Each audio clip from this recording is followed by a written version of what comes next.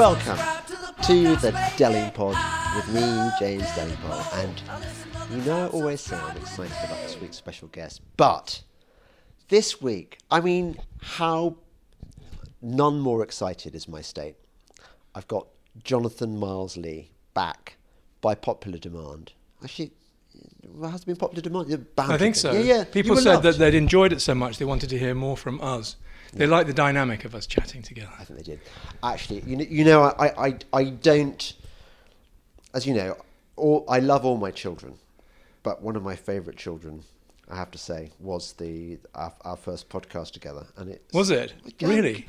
Oh, listen, it was magical. Look, I think the thing is, I quite like the podcasts that transcend politics. Yeah, we covered a lot of ground, didn't we? So there was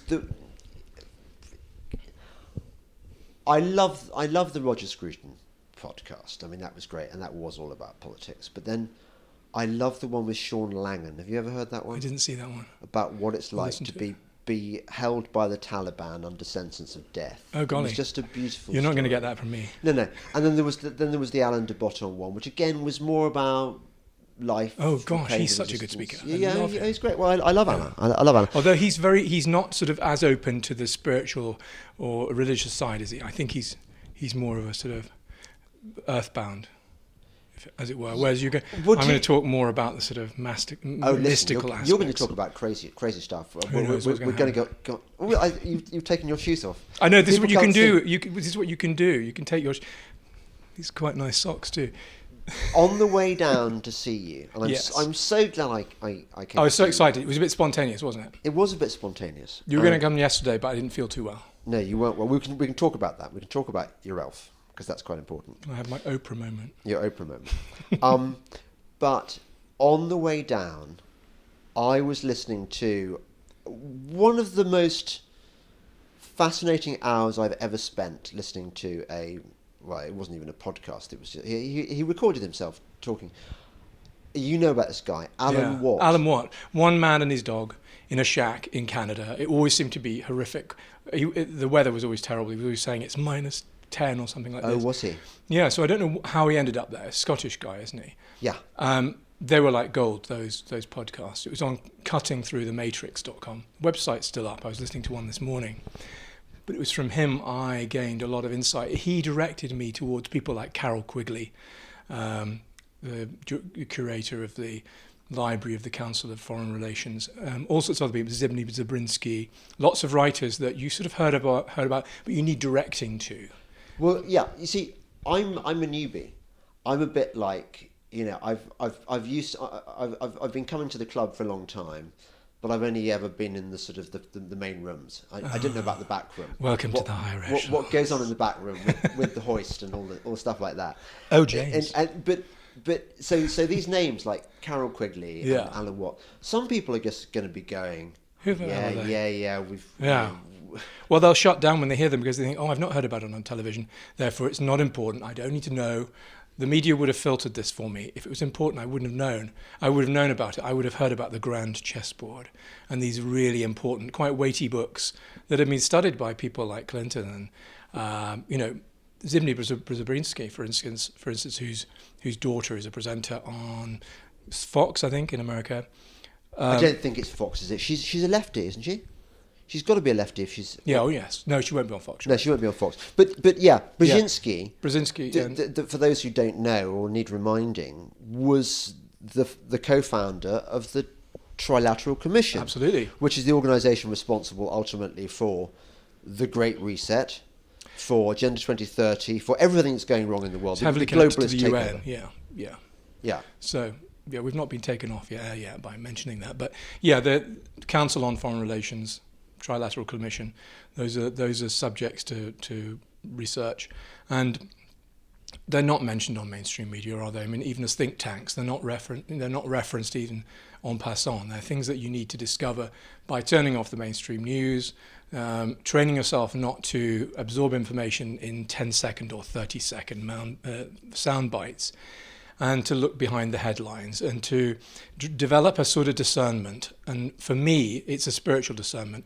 When I'm watching a television broadcast, if it's presented in a studio and it's heavily choreographed and put together meticulously with lots of, amazing sets, I don't feel anything from the man who's speaking or the presenter, because they're reading it usually from auto cue, and there's a sort of deadness there.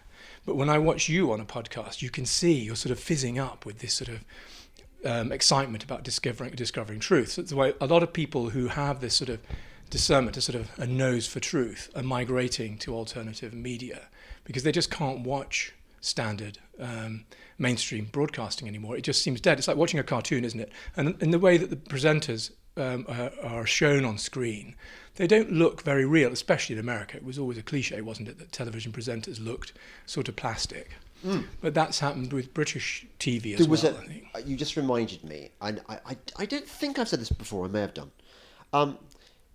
that the last time I engaged with mainstream TV was the notorious Andrew Neil interview on that late night program, the kind of, no one wears a tie, everyone's got their shirts on. So I haven't watched TV for about 20 years. So you wouldn't care. It became a thing. It was particularly a thing. If you go onto YouTube, you will find that it's one of the top items that comes up, and the reason is that for lefties, Delingpole haters generally, it's a kind of, it's the gotcha moment. Oh, really? And basically, so he cornered you. What did he do? Well, I hadn't been on for a while, and they said, let's have you back. And I said, yeah, what are we going to talk about? And they said, well, Brexit is obviously the thing we want to talk about. And how about you talk about how WTO rules is better than, you just want a clean Brexit, and even on WTO terms. And I thought, yeah, fine. And they said, look, we can write the script for you. And I said, yeah, fine. I'll just edit it and make it more me, and fine. And then I went and spent 2 hours in a warehouse, in one of those places where you do what? Paintballing. Oh, yes. It was zombie paintballing. So it could have been fun. Zombie paintballing. So it's so I dressed up as a zombie. I didn't have a paintball gun, and we were talking about, I can't remember what the connection between zombies and Brexit was, but anyway, I filmed my thing, and I was. You're quite knackered when the program goes out, and you're sort of thinking, well, I'm just going to say my piece and be amusing about. I'm trying to get the connection between paintballing and Brexit. Never mind. Yeah. This is how. We'll come to the point eventually. I mean, it was Andrew Neil. It was in a warehouse. It's a bit like one of those. Do you remember the two Ronnies sketch where Ronnie Corbett does the long monologue? Yes, the spiel, the spiel. Yeah, and eventually you get to the point hours later. Come on, get to the point. No. So for whatever reason, actually, I have my suspicions, but Neil decided that particular night he wanted to destroy me rather than be my friend. Okay. So he grilled me about WTO rules, and I had no fucking clue. More than that, I didn't really think it was my job to know, because frankly, who gives a toss? It was about it was the format of the program was designed to it was about frame you. It's as I said, it's about undo your top button. No one wears a tie. This is our late night. Let our hair down. Political discussion. We stretch back and be Michael Portillo sort of thing. But Andrew decided that particular evening he wanted to grill me on. And anyway, I hadn't a clue. And I remember as he started asking me these questions. This is where we come to the point. I remember thinking, you know what I really want to say to you right now, Andrew? What I really want to say to you is, Andrew, why do you expect me to know this shit? Yeah. I've just spent the afternoon dressed as a zombie, providing the entertainment that makes this evening political discussion. I've got to see this YouTube. Gives it its particular slant, which is not. It's not daytime politics. It's evening politics. It's so it's supposed to be relatively. What the hell are you doing? Why are you picking on me? And if I'd done that, it would have been brilliant. But you didn't. So you held back from actually saying what you felt. It would have been. It would have called called out the artifice of Yes. all these programs. Yes. And the artifice is what's wrong. It's the dishonesty. It's the way they want it. They play with this. They want it both ways.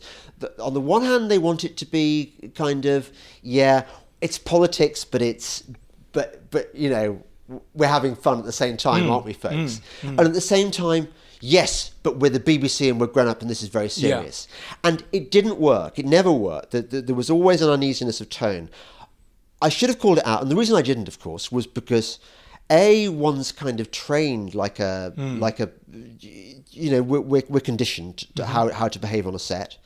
But also there was that problem of Andrew Neil being the chairman of The Spectator and therefore my employer at the same time. So I couldn't really say, Andrew, this is just shit. Why? I'm not going to play your game. I couldn't have done it, but I should have done. So when was that? What sort of year was that? That was like 2 years ago, I think. But you're famous for sort of saying exactly what you say. Yes, but that's the other thing. That's why people love the podcast. I wasn't on brand. Right, I wasn't on brand. Not only could I have saved my ass, I could have removed from posterity this gotcha moment used by the leftists, but also I could have enhanced my brand by being true to it. Yeah, by breaking was it the fourth wall or third wall? Exactly. Yeah. But you've done something recently for me. You do so much for me, Jonathan. Oh, I do. Well, I decided that we're so aligned on so many issues that we should just get married, but sadly you're already No, it's... In fact, that's the thing. That would really boost our relationship. There's the thing I wanted to say to you. Yeah. I'm really fucked off that you've got cancer. Oh. I imagine otherwise, it would. You're not happy as well, are you? I imagine. I'm blissfully happy. I've never been happier. Seriously. Really? I've had the best 5 years of my life because it puts the context. It gives you a time. Well, who knows what the time limit is? I'm already discovered that I have supernatural DNA. I had kidney cancer in 2016. Had a kidney removed, which is quite a big job to get to a kidney. I thought they'd go through the back, but they go through the front. And they open up the whole front of you. So apparently, I won't go into those graphic details, but it was a big operation. But because I've always been a rugby player and I'm vegetarian and I'm a very positive, spirited person, within 3 months, I was in Rome with a 22-year-old friend of mine, Polish friend, who was more exhausted by the sun than I was. Went into St. Peter's Cathedral.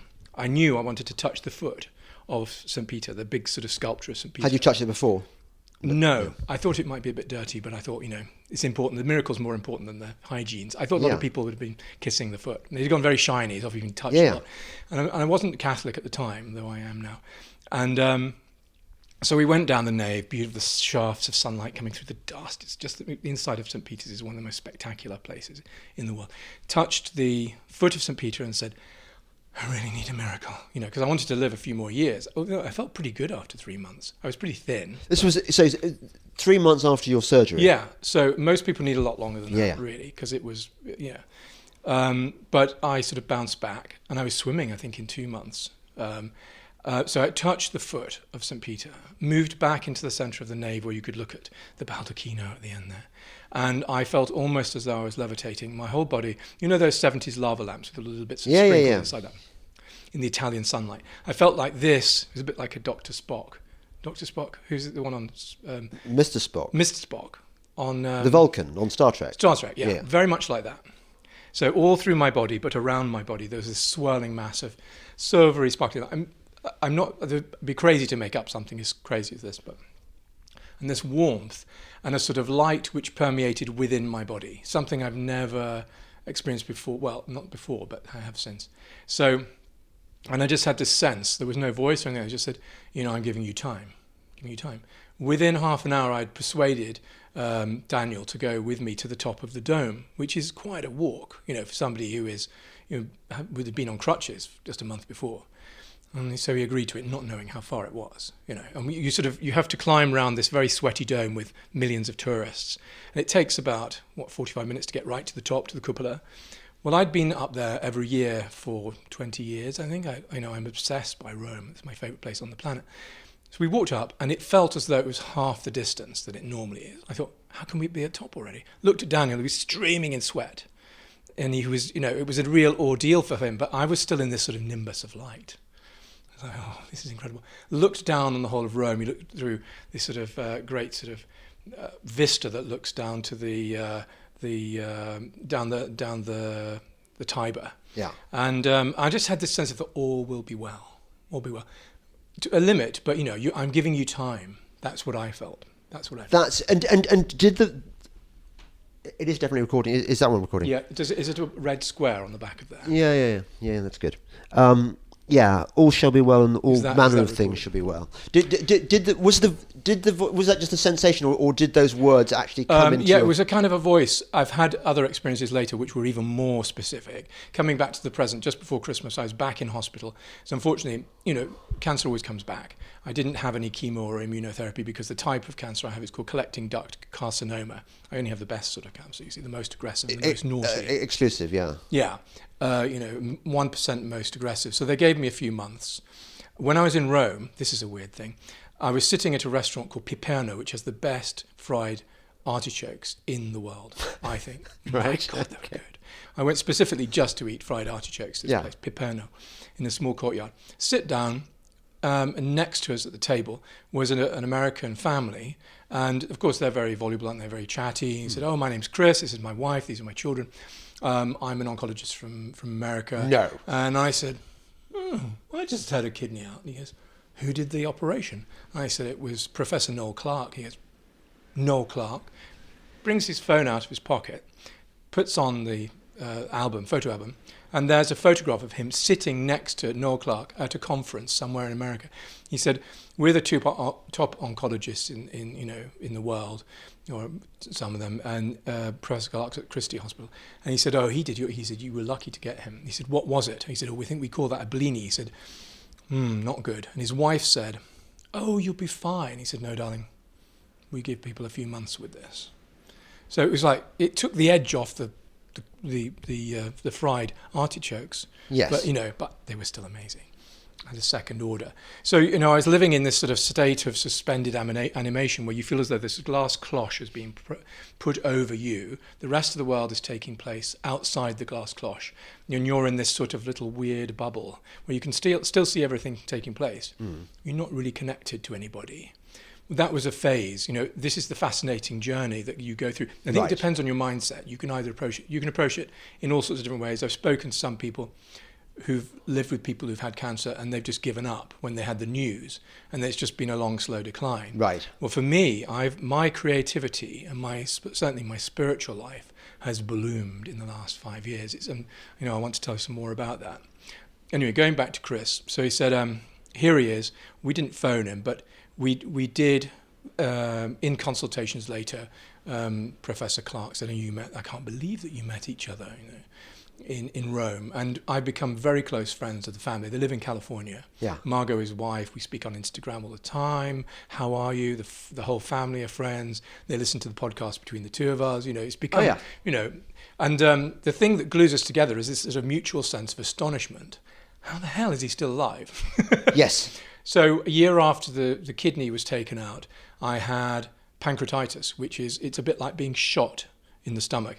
I went to the gym, had a really lovely mushroom risotto, had a shower, and then you imagine somebody shooting you in the shower. That's basically what it feels like, pancreatitis. So it comes on very suddenly. You get the whole works, projectile vomit, screaming, whatever. So rushed into hospital on morphine for, I think, 10 days. When it had calmed down, eventually they decided to take out the the gallbladder. So I made a joke of the fact that it's an organ a year, Anyway, 2 months after that, back to Rome, because I'm obsessed by Italy. Yeah. And I recovered, and then I had sort of 2 or 3 years of absolutely amazing health, working out, swimming. I was living up in the northwest of England because my mother wasn't very well. During that time, I did more traveling than I've done for ages, mainly all around Italy, like a grand tour of Italy. And I presented all that on Instagram. So that led to these huge viewer figures. People love pretty pictures of attractive art and towns and cities in Italy. And it inspired other people to go and do the same trip. So I'd go to Pompeii, I'd go to Herculaneum, and photograph myself standing on the tiled floors that hadn't been stood on, since they were discovered in the 18th century, but AD 79 they were covered up by the ash of Vesuvius. So I was revealing to people. I felt it was like my purpose in life was to reveal these extraordinary things from our heritage by the act of pointing a finger you can open up people's lives. You can change their lives, because it's very possible to spend your whole life, and we don't realize this, never seeing any great art or hearing the great stories of our past. You can be locked into quite a siloed system, can't you, through social media? The way that the algorithms work, you can choose only to be interested in sport or only in gaming or something like that. And your portal, your frequency of reference is very, very narrow. But when I did a lecture, the other thing that happened during that period, about 3 years ago, was I was invited to do a lecture at Harvard Business School. The admissions officer, Lisa Hughes, said, "You're a really good communicator. We love what you're doing on Instagram. Will you come and talk to us?" And I said, "About what?" And she said, "Anything." So I thought, "Oh, this is amazing." To be able to have spoken in the place that, say, people like Jordan Peterson had spoken, And I knew that I was being invited in as a sort of wild card, because we know what's going on in all the systems of academia. They're trying to distract people from the mystical experience, the direct experience of great art. And they're trying to use identity politics and all of this, totally. Which we can talk about. Yeah. So they were aware of that, but they couldn't get any professors there to broach that sort of subject. I decided to call it The Power of Beauty and the Inflection Point, to give it a bit of a business side to it. I did a sort of graph on the intro page to make it look a bit business-like. Yeah. But really, the point of it was the power of beauty. I'm darting around in subjects. Yeah, that's what we expect. We hope. You still look interested there with your orange microphone. No. Orange goes beautifully with that jacket. Is this the one that was darned by a cat, by the way? This is the one made of keeper's tweed, Lovely. which is the best, because you can it like stands up on its own. Does it? And I remember a long time ago when I was kind of an aspirational country gent, rather than now you become the thing you want to be in a way, don't you? I think. Yeah. To a degree, and I remember seeing. Well, they were quite common back in the day. Well worn in. Yeah. It takes a long time to wear these things in. Yeah. And this is 15 years probably now. And I remember coveting them, and now I've got one of them. And you'll never get rid of it, Keeper's tweed. even if the cat eats bits of it occasionally. It reminds me of things. The beautiful clothes in The Dig, the movie with Ralph Fiennes. I just was obsessed by the clothes in that movie. That period of clothes, of fashion, particularly for men, I think. Amazing. Less so for women. Well, not so. The colours were quite earthy, weren't they? Yeah, well, we're going a little bit off topic. You see, that's the thing. I like earthy colours. I do. I think if everybody comes to when people come to Bath, they should wear earth colours, because it doesn't distract from the beautiful Georgian architecture. When I see people in cerise sort of jogging pants, I can't even get my camera out. I tell you what. When I see, we'll come back to your Harvard lecture. Though I think you may have mentioned it. I did before. Yeah, you can never talk about Harvard too much. No. The thing that strikes me, having driven through Bath to get here to the car park, was just how unnatural and wrong it is that we live in a world where Bath is... I drove past this place which does something like the board game cafe. Oh, and yes. I thought, what a lovely idea, a cafe where you go to play board games, where you interact with other people, you're not using a screen, it's about... Lovely. interaction and humans being together as we're meant to, and currently we're being denied all this for no reason at all. We could do virtual. I bought Peter Rabbit. It's a 150th anniversary pack with the little lead figures. Peter Rabbit, the Beatrix Potter game. It's really lovely. So sometime we could. We've got one of those. Have you? Yeah. Well, let's do it. But I don't. But is it fun, or is it a bit like Ludo? Is it just one of those games? It's amazing, shaking those dice. Yeah, but okay. Apart from the iconic, no, it's basically snakes and ladders. You play it with very young children. That is what I thought. Yeah. Or have a chat whilst you're doing it. No, I'm more of a kind of settlers of Catan, I believe the Germans pronounce it as. The Germans make the best board games. Oh, I didn't know that. Yeah, they have a checkerboard. Yeah, and this has won the game of the year. Oh, well, you have to tell me about that. I like that. I think we should revive it. There's a German dentist. We're going way off topic now. Not that we ever had a topic. Fine. No. Anyway, before we go any further, so Harvard, yeah, but I just want to know more about the cancer thing, because you got it in 2016. Yeah.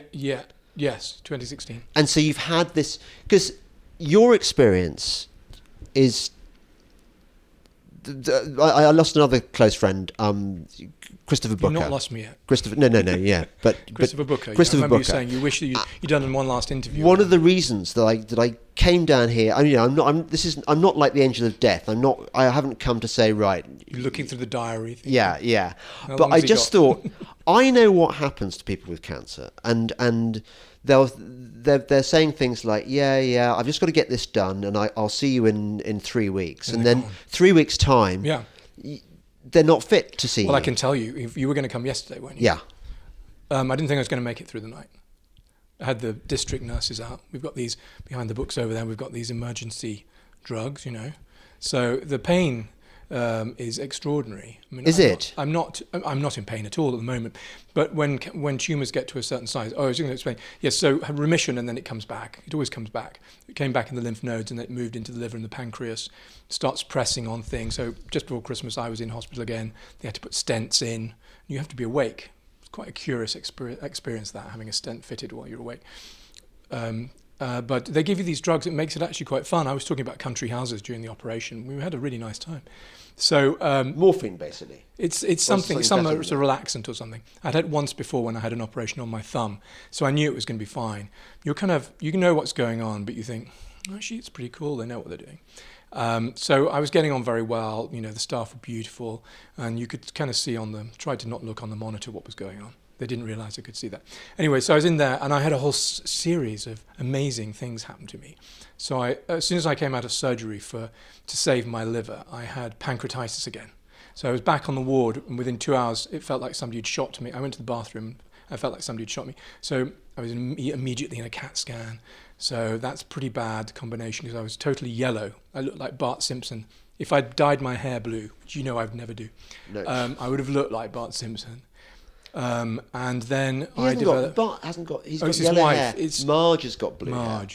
You look like Marge, which would have been worse. She would look like your microphone. Yeah. And then I got pneumonia, which is very bad, and I couldn't breathe. So at that point they said, "Do you want to see the chaplain?" I said, "Absolutely." What they like.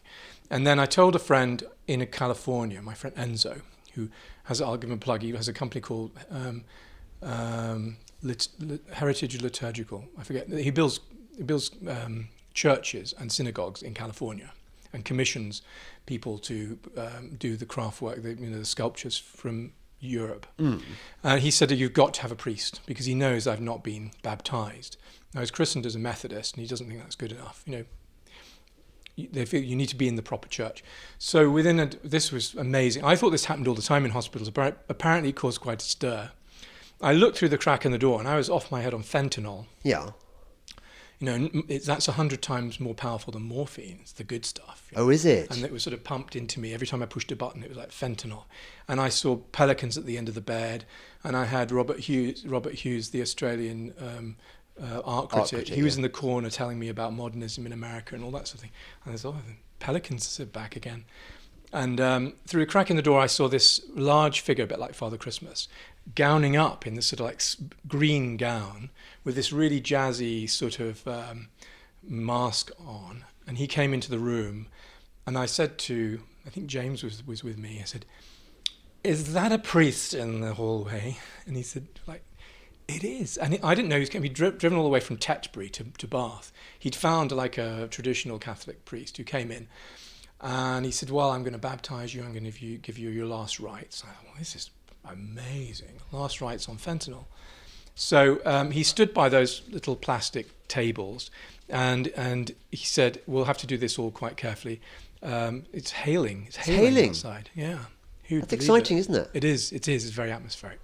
So do you want to hear what he did? Yeah. He said, I can baptize you if you're at least an Anglican. And I said, "Well, I'm a Methodist." And he goes, we can deal with it. So he filled in the little blue plastic glass, the scratchy glasses, put some water in there from the jug, picked up a little plastic teaspoon, which was used to stir up my sort of movie coal, whatever it was. And he got out some holy water, which had been blessed by the local bishop, holy oil, and read in Latin. I propped myself up in the bed. I was shaking with pain. I was absolutely I had a few hours left. This is just before Christmas. And when he blessed me and he put the water on my forehead, it was that same experience again, this nimbus of light. It was one of the most powerful experiences I've ever had in my life. I didn't expect it to happen. I thought it would be a formula. It's just something you do, when you're in a difficult situation. Yeah. But I had this incredible sense of peace, and it's never left me. And it's not just peace. I asked what it was. It's grace. It's grace. It's God's grace. It's difficult to talk about it without being emotional, but it flooded my whole body. And the things I think it seeps out of my body too, to the people who are around me, and even to the people who hear the things that I have to say. And it comes out through the things that I write as well, because I've been writing things through social media and through the podcasts. I'll just turn up, and I'll explain why I do it in this way. I don't script anything. Because after the priest had left, I looked at the water on the side, and this voice said, "Build the vessel and I will come." I know that sounds very theatrical, but it wasn't a vessel or a boat. It was sort of create a vessel, create something, and my voice will come. And I knew what it was. I needed to set up something on social media which was more organized than Instagram. So within a few weeks, I'd created a website called Myles-Lea TV and a YouTube channel called Myles-Lea TV. Because I knew if there's some of the things I want to say are a little bit out there, YouTube will just take us off, won't they? So, but if you've got your own website, that's the way of securing your content. So if somebody, who's an alternative media producer says, "Oh, I've been taken off YouTube," I just think, well, why didn't you back it all up on your own website and get people subscribing and buying Myles-Lea TV mugs? And T-shirts. You need to get organised. So anyway, I did build a vessel and the line will come. So within days, Peter Whittle from New Culture Forum contacted me. He said, who I've always admired. I love the way that he went for the jugular with Mayor of London about the Statues Commission. Mm-hmm. I thought, God, he's an icon. And I wrote to him, I said, "We need statues of you on the fourth plinth." You didn't like that, yeah. Yeah, he's amazing. We've become such good Peter. Friends. He's a wonderful man. So he said, "Would you do an interview with me?" Again, because my health is up and down, it took a while to organise it. But we did it. I did it from here, and he was in London. And what did we talk about? Pretty free-ranging subject. Mainly the art world and identity politics, but it really connected with people, and it's had 43,000 views so far, which is as good as people who are far better known than me. And I'm obscure oil painter, but he has journalists and writers on. Gad Saad. He's just about to interview Rod Dreher, who wrote "Live Not by Lies" and "The Benedict Option." You've got to read "Live Not by Lies." I'm going to send you a copy of that. The Benedict Option? The Benedict Option, yeah. Is that what I was talking about with Laura the other day? About how basically it's the ultimate black pill. That we form our little groups and we... Well, yeah. His argument isn't that we actually remove ourselves from society, but we acknowledge the fact that contemporary society now has become so corrupted and so sick that we have to preserve through gathering in groups, either virtually or in the real world, and holding on to the culture, holding on to our cultural memory and what we've inherited. That's what Roger Scruton helped people to do in Eastern Europe by going there when it was very dangerous to do so, and gave them literature and Bibles and whatever, and encouraged them to keep their own culture alive. And he was given an award, wasn't he, recently by Polish president for taking action. So yeah, we're veering off the subject again. Let me go back. Let me go back. Yeah, but I don't mind if you don't.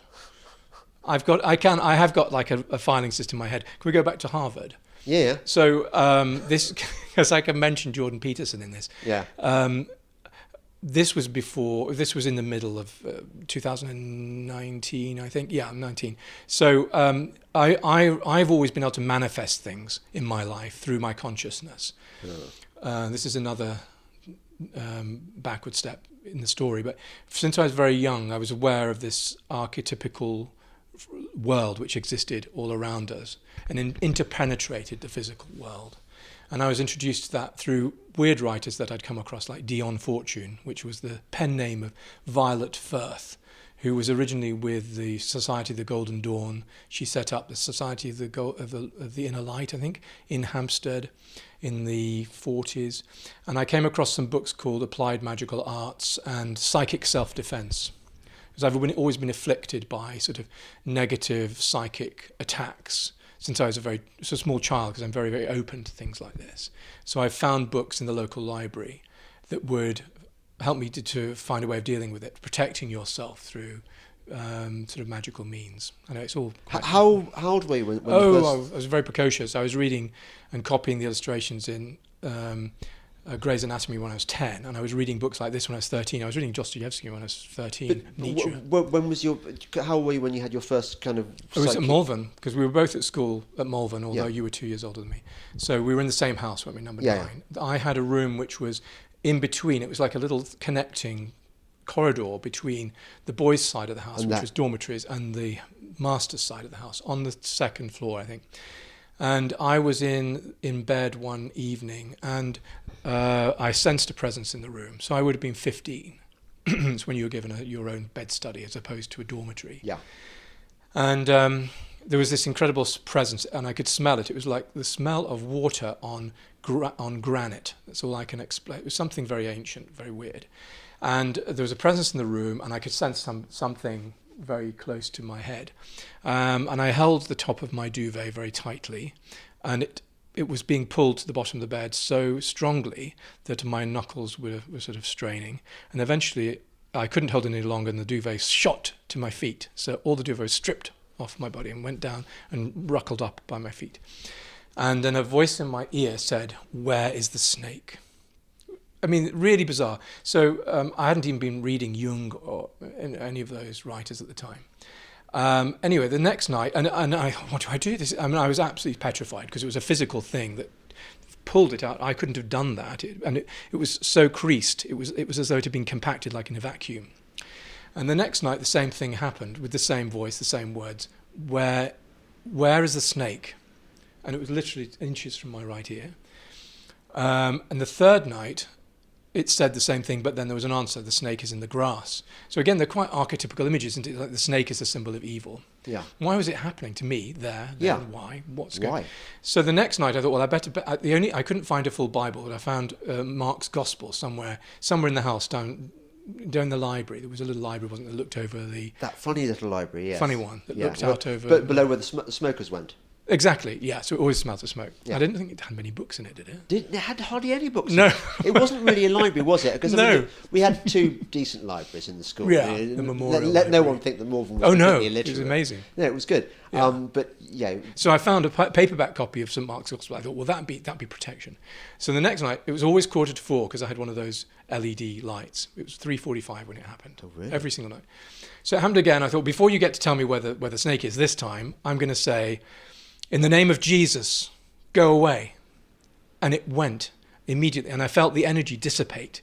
Something relaxed. It was like this. Anyway, from that moment on, because I'd had this direct experience, I didn't enjoy going to chapel and doing hymns and, listening to, although Keith was a great chaplain, I didn't, that's not what really motivated me. It was this physical experience of spiritual energy, vivid experience, so tangible that it was, it touched me, and I could feel the breath on my ear. So then I suppose I told somebody at breakfast, this had happened, and the word got out. Probably Richard, who I was really good friend, your brother Richard, yeah. We were really good friends. He was a year older than me, and he was open to all that, being creative, and oh, that's really cool, that's amazing. And I said, well, I'm Christian. I was saved by Jesus. This thing was going to drag me into the grass. It was terrifying. So how do we get onto that? Yeah, so Harvard, I realized after this that if I visualize things with intention and with emotion, it would materialize in the real world. So I decided to be an artist, and people and situations just gravitated towards me. I didn't have to work for them. I didn't have to look for them. The right person would just appear and say, they would be the perfect person. They say, "I'm here."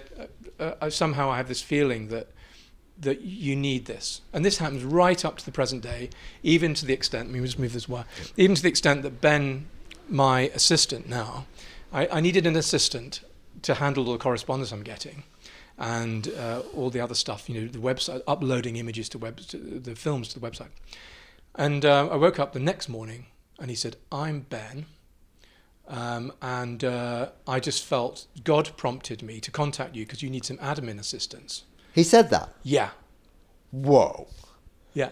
It's... And he's perfect. And his wife she'd done a film course, and his wife's brother is a filmmaker in Guam who's coming back to the UK. So he's editing all of these videos for me. He designs the icons for the YouTube channels. He handled we created a store page with these sort of mugs and whatever. He set all that up for me. He answers a lot of my emails because I get literally hundreds and hundreds. He's amazed by how much correspondence I get. The things I say on Instagram, these little essays I write with the photographs, really speak to people. When I start writing them, it's as though a flow comes through. I'm not writing, I'm channeling it, certainly channeling it. Because I use words which are, I've got a rich vocabulary, but I use words which animate the text. I use panjandrum or whatever. You know how Terry Wogan always had a very rich language, and it was to draw you in, and you want to know absolutely. more. Oh, yeah. So the power of the word, which is the logos. So that's the power of the logos. It's coming through you, and it picks the perfect words, but it's using me as a vessel. By the way, did I take those brown pills or not? I can't remember. Yes, you did. I did. Good. That's yeah. Just check. We should explain what the brown pills are. Yeah. Well, will you explain what they are? Well, you're fine. You won't need to go to the loo or anything like that. But it's psilocybin. So it's the latest craze, or has been for a while in Silicon Valley. It's called microdosing. So psilocybin is a chemical compound which is found in certain mushrooms. And if you take large doses of them, as I did at Malvern, actually, I had an amazing trippy experience. I found them growing on the hills in Malvern. Well done. Yeah, I'll tell you a little bit more about them in a moment. Then obviously it's LSD, close to LSD. It's called psilocybin, which has been used as it's been used in ceremonies by native populations for thousands of years. In order to break through into another realm, basically into the greater reality. If you've experienced it, you realize that the three-dimensional environment we're in is a very, very clogged, dense situation. And this is what I learned through studying the Kabbalah for, I think, 10 years. So part of the teachings of the Society of the Inner Light were path working. So I would every day draw the tree of life, the Kabbalistic tree, and it's all about moving your consciousness up from Malkuth at the bottom, right up through Tiphereth, which is the solar plexus, up to Ketha, which is spiritual consciousness, and then above. So it's a very abstract system, which you have to have a lot of time to concentrate on, I suppose. That's why I was lucky I was an artist, because I've been able to incorporate all of this study, this hermetic study, into my life. In fact, it is the centre of my life, and the painting is the other thing I do. But my hermetic studies and my consciousness, lifting my consciousness has been central to mine. That's the great work, they call it. As above, so below. Right. Yeah. Do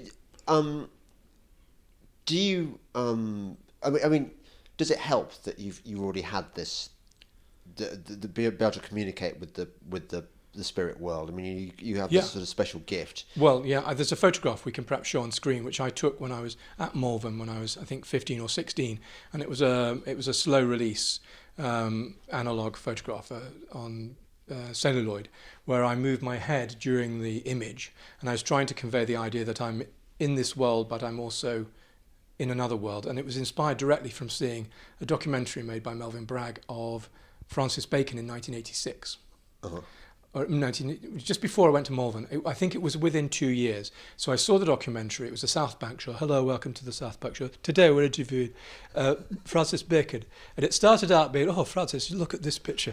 Tell us a little bit about this. And they were using a slide projector. And you could see that Francis was getting a bit bored by this whole press. Like, oh, I don't like that one. Don't show that one, that sort of thing.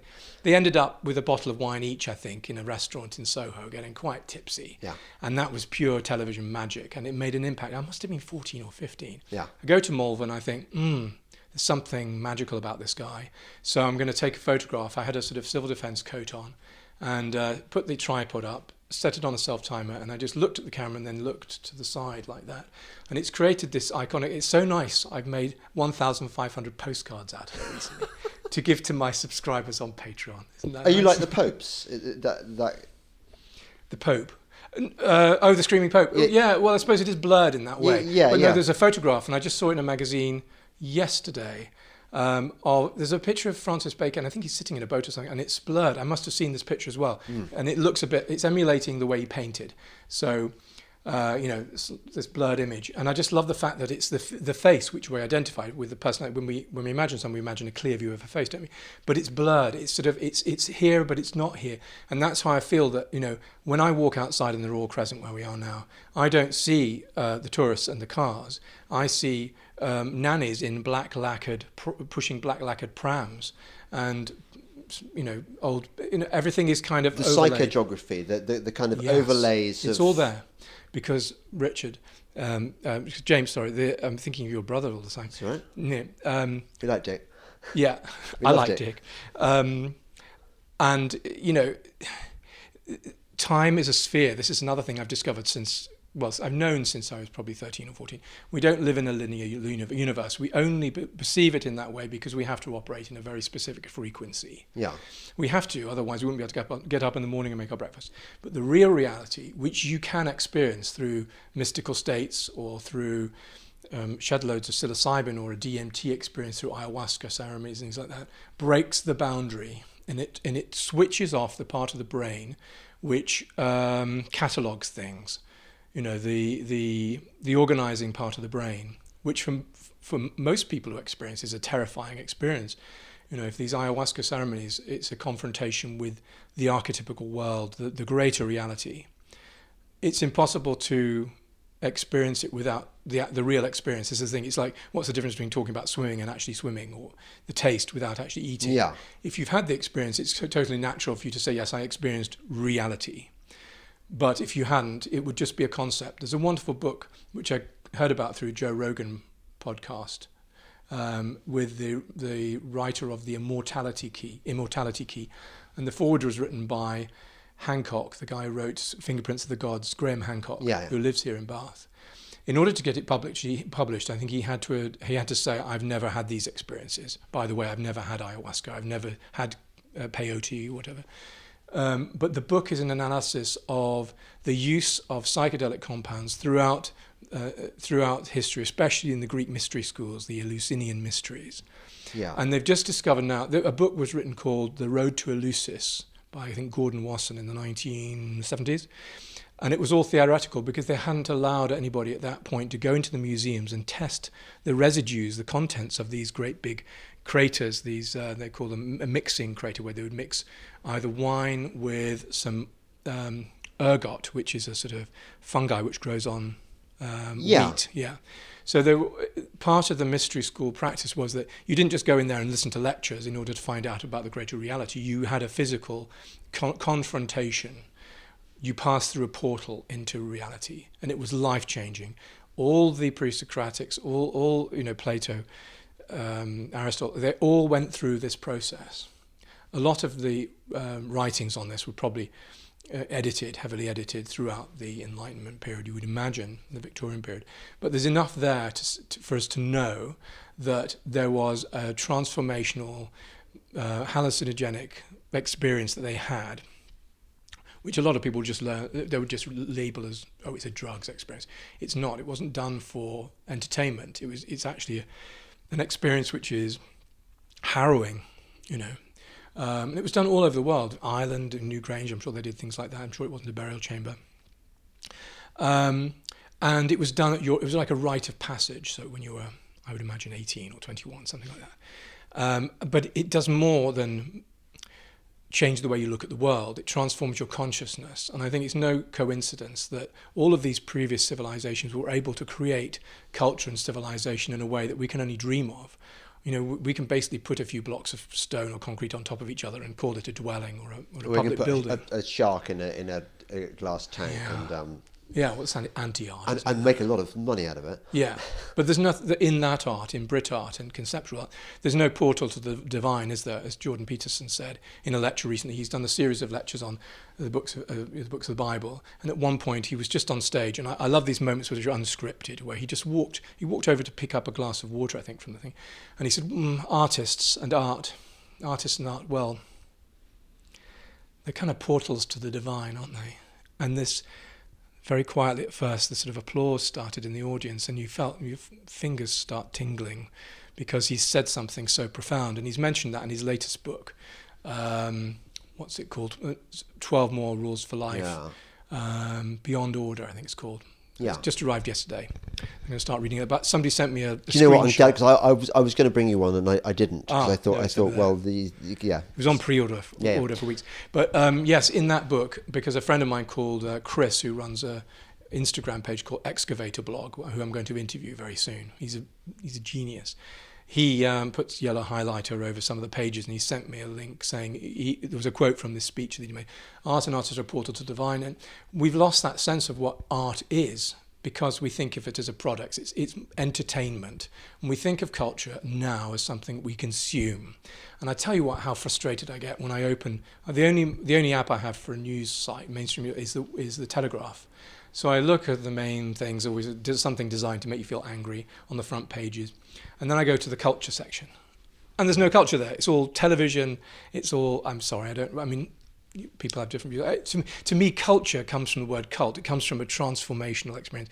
When I go to Rome and I look at a painting or a Giambologna sculpture, I'm physically transformed by it. It's something which stays with me. It's an experience which is so rich and profound, and you want to relive it, and you can relive it in your imagination. Whereas television is something which is, this is what Francis Bacon said to me. He said, "It's ephemeral. Get out of television." When I was working at Channel 4, we became friends, by the way. I mentioned again because this photograph that I took magnetized realities. It draws things to you. When you do things with intent and emotion, it's like a magnet. So I took this photograph at Malvern. I left Malvern 3 years later. I go to London. I think, what am I going to do? I want to do something exciting. I think about the documentary with Melvyn Bragg. And I was walking through the streets of London. I thought, I need a job to supplement my income, because I was on a university grant. We still had grants then. And I walked past Channel 4 television. I thought, I want to walk there. I want to work there. But I didn't have the courage to walk straight in, so I went to a pub first and had a pint.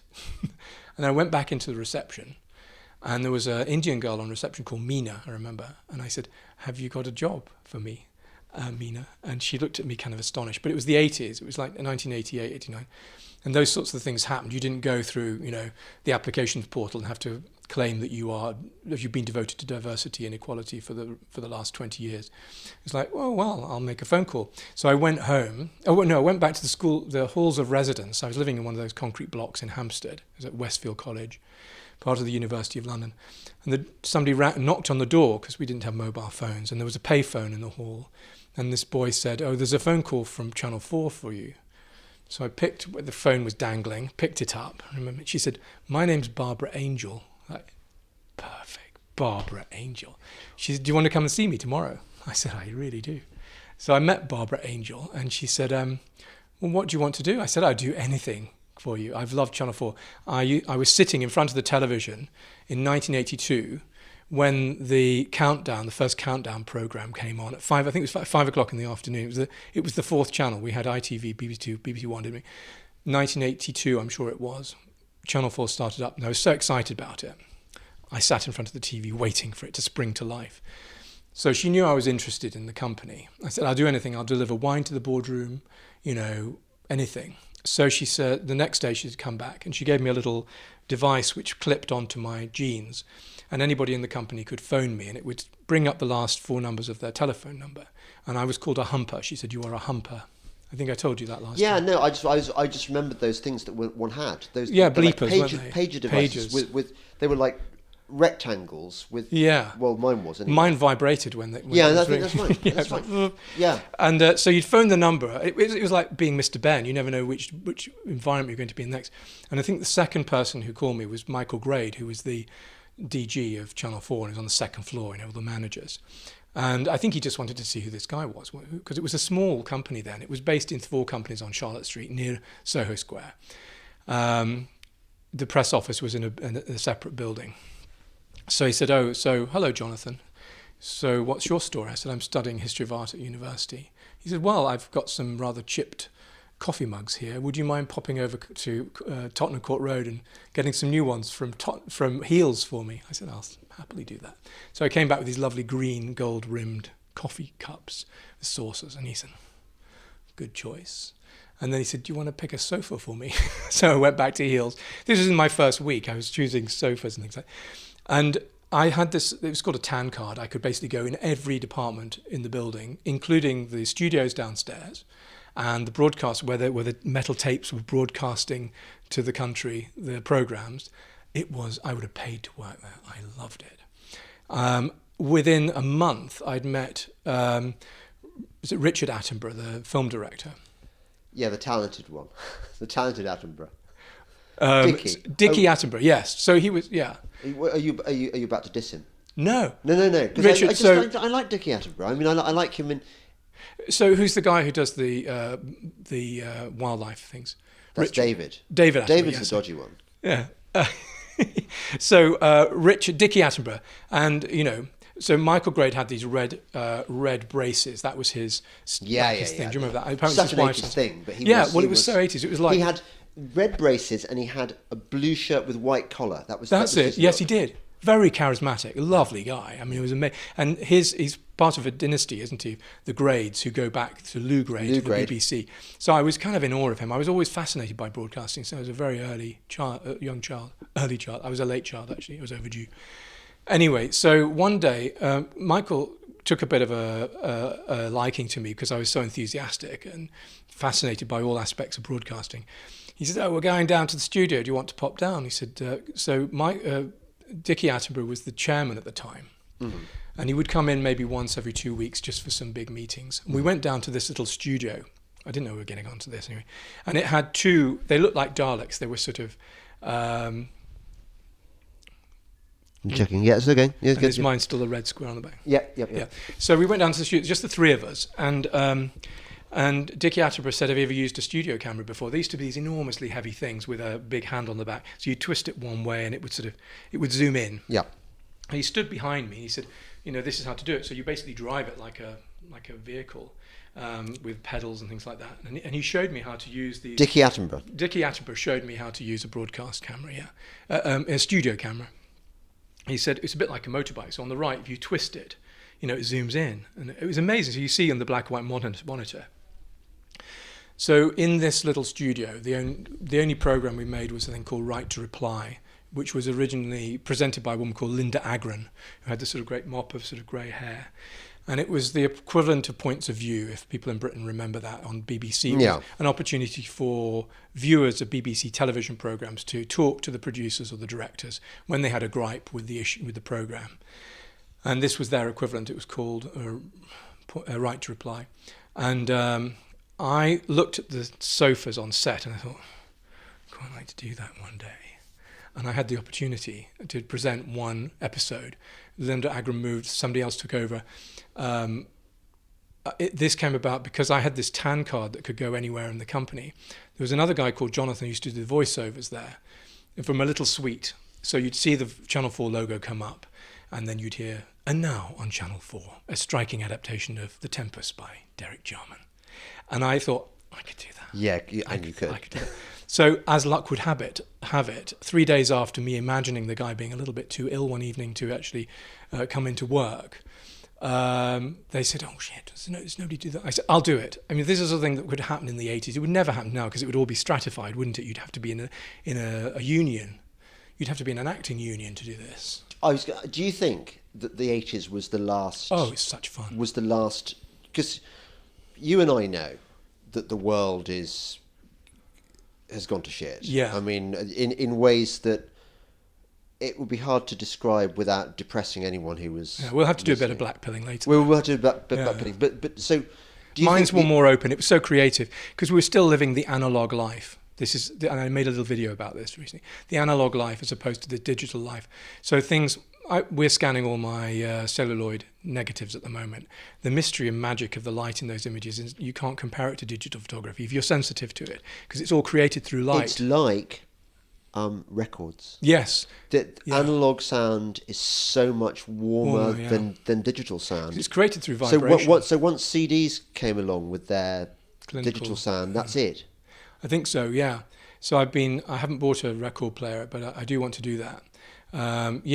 That's why I try to do a lot. Well, all my painting is done by hand. I use oil paint. Sometimes I grind my own oil paints. I draw with pencils. I never use CAD or anything like that. And I don't really use very specific measuring devices. I measure out gardens with my feet. So that's 12 inches. My feet are about 12 inches in shoes. And then that's my foot measurement. So it's all slightly en bong. That's handy having a foot that's a foot long. It's very useful. It is. If you're measuring a path, you don't need to get a tape. So what, a foot that's a foot long, what's the actual shoe size? It's 11, I think. Depends on the shoe. Oh, really? But it's always, when I'm buying them, I make sure they are 12 inches long so I can do my survey. So my clients, when they see, I paint these pictures of country houses. They think it's fun. After lunch, I'll go out in the garden. They see me walking like a pigeon across the lawn. 1, 2, 3, 4, like this. In your clown shoes? Because I don't have an assistant when I'm doing that. In my what? In your clown shoes? Yeah. Well, I have these very nice... Well, if you're telling me you buy a size larger... No, it's not larger. No, they're right. I've got huge feet. Okay. Yeah. I'm 6 foot, nearly 6 foot. I'm looking at them now. They don't look enormous. It's the pattern. It's the flowers. That is an illusion I'm creating. It breaks up the surface of the foot.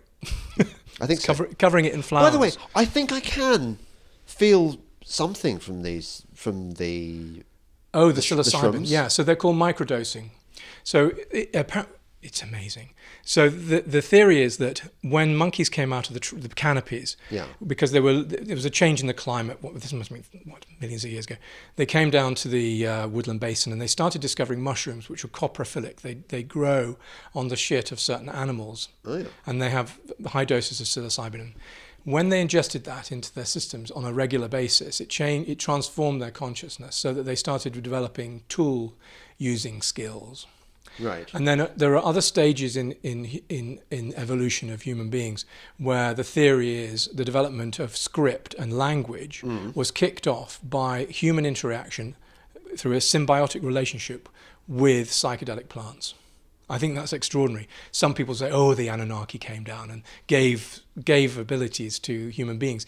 But it seems to be that this is strange, flukish, weird thing. Because, of course, one thing that... naturalists are correct about it is a whole system. Gaia is a whole system. It's living, and we receive what we need from the natural world. We use synthetic medicines now, don't we? Which are copies of the original drugs that we used. And evidence of that is that horses, if they have some sort of problem with their stomach, they'll go and they know which plants to eat. They gravitate towards certain plants to cure them. Horses are so clever and lovely. Yeah, I don't know many horses actually. You do. I know. I have relationships with horses and I love them. Do you? Yeah, Gosh, I do. Like Catherine the Great. But no, not like you would have to sully the beauty of my relationship with. I've got to keep it spicy. So anyway, obviously. I don't know who decided to use very small doses of this sort of microdosing, but I get them from Canada, these little capsules, and they've got very, very little in there. It must be like a fraction of one mushroom, perhaps, and it's mixed also with other mushrooms like lion's mane, which has other health benefits. Oh, yeah. And you're supposed to just take one a day. I take 3 because I'm a big guy. Yeah. And I'm not a big guy. You made me take 3. Oh yeah. You're gonna be flying. Yeah. So I talked, but again, I didn't really know what the effects of this would be. But I talked to my friend Eliana, who's a photographer in Toronto. She's just photographed Jordan Peterson and his whole family. Really beautiful images. That was amazing because we were talking about Peterson, and she gets a phone call from Michaela saying, "Would you come photograph my family?" You see, that's this weird thing again. Yeah, I could talk about that for hours. You remember Noel Edmonds? Oh yeah. When he was talking about when he went through the phase where he went public about sending out messages to the universe. Oh, I didn't know about that. Yeah, he does this. Oh. And so it's a thing. It's not just something that you just you do. I mean, quite a few people, I think. I didn't know he did that. Yeah. Interesting. But he was mocked for it, of course. Well, he would be. Yeah. Yeah. Anyway, so the microdosing, they use it in enhanced creativity. And I phoned Eliana one day, and she was in the car, and I said, I've had these kind of amazing experiences. I'll be in the car myself, and then suddenly I've got this whole... I need to start the recording on the phone, audio recording. I'll pull to the side of the road, and I come out with this whole... It's like a spiritual manifesto. And she said, I've had exactly the same thing. But what happens is there's no ifs or buts or ers. It comes out in an absolute stream of consciousness, using all the correct phraseology, all the correct vocabulary. And when I go back, some of the words I've used seem a little bit obscure, and I think I'll look them up, and they are absolutely perfectly tailored to the meaning of what it is that I've said. So my vocabulary is spontaneously expanded without actually having contact with that vocabulary in books or reading material. So that's, I think it's called the difference between inductive and deductive knowledge. Right. Something that comes through to you, and this is what a lot of the early philosophers were talking about, Plato would talk about. It's a connection to some sort of archetypical world. And that's why I keep mentioning Jung and Jordan Peterson, because his maps of meaning, which took 10 years to write, the book he wrote before 12 Rules for Life, talked about the fact that we're all fed, or if we're attuned, we're fed by this body of knowledge, which is our inheritance, which we neglect at to our detriment. And that's the thing that we need to sort of nest within, and it's the thing which especially creative people need to be in possession of, because we're in the position to hand this on to the next generation, the people who come after us. So but the psilocybin, I suppose the people in Silicon Valley take it in order, not so that they stay awake like Pro Plus pills, but so that they can make connections and come up with ideas that they would never have thought of coming up with otherwise.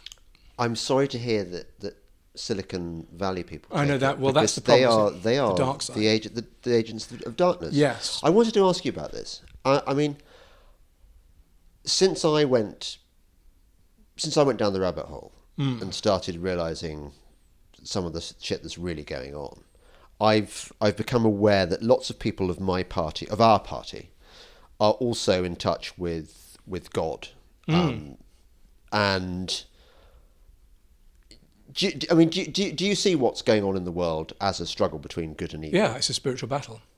So we've got the external manifestation of it is a cultural war. So it's very easy to persuade people that this is a culture war and it's a cultural revolution, because you can see that, because every time you switch on TV or social media, it's a manipulated reality, and it's agenda driven, and it's like being hit over the head with a hammer the whole time, isn't it? I can't listen to Radio 4 because it's all militant this or that. It's anti-male, it's anti-white, and it's unrelenting.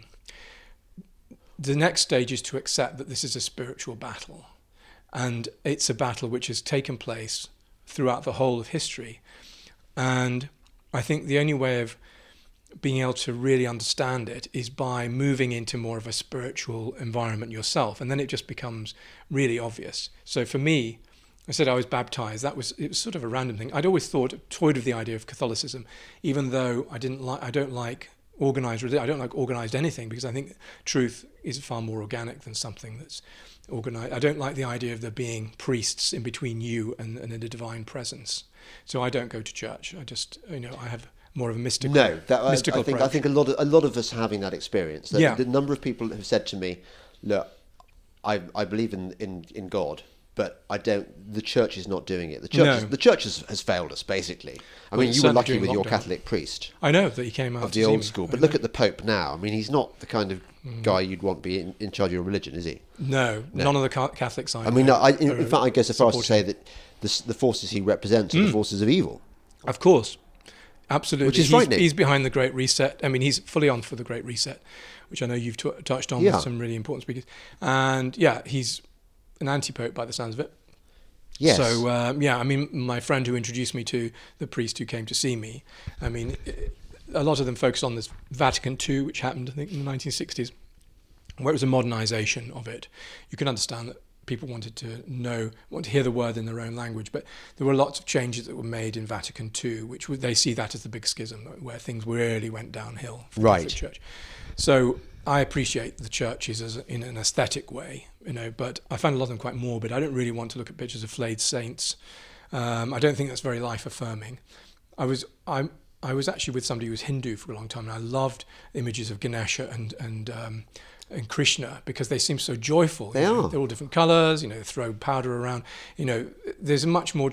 For me, spirituality is about a game, a sort of playfulness, a creativity, and that's the energy that fills me, not guilt and control and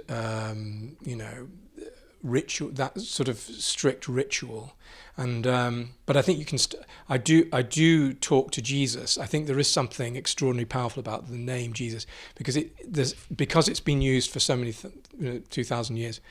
If you're in the presence of something which is deeply dark and sinister, if you bring this Christ awareness to you, it throws a light. It's almost like you've shone this sort of flashlight around the room, and it highlights everything, and you can hear it's discernment I keep talking about.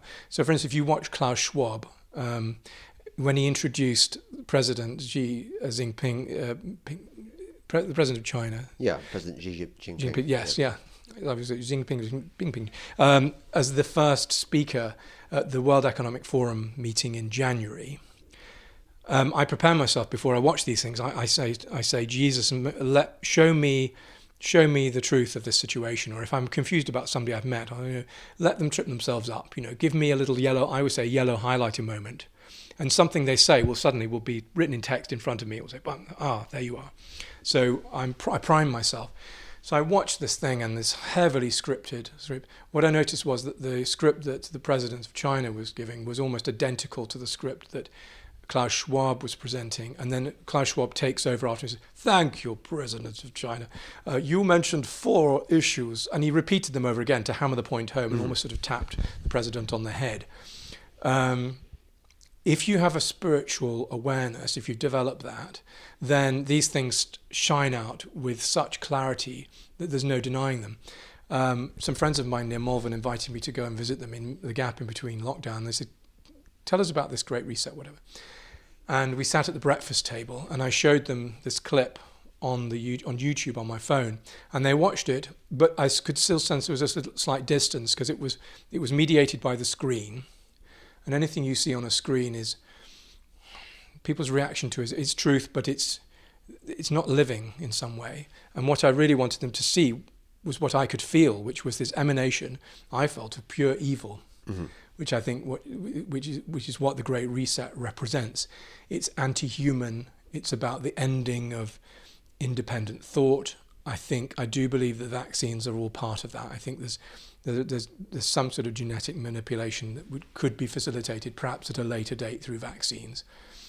And so that's something else I've been trying to present through Instagram, weirdly, amongst all these pictures of beautiful, sculptures.